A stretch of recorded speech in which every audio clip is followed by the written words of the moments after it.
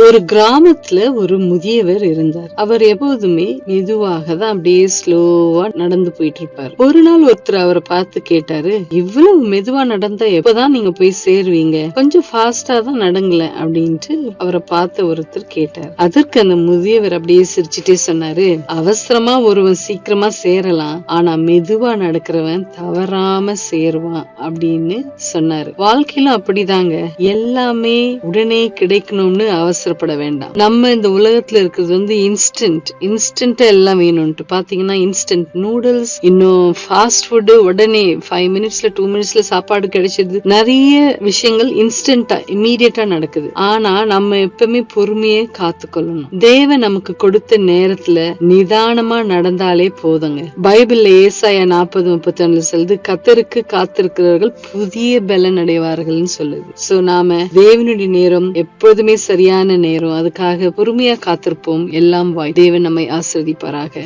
Good night.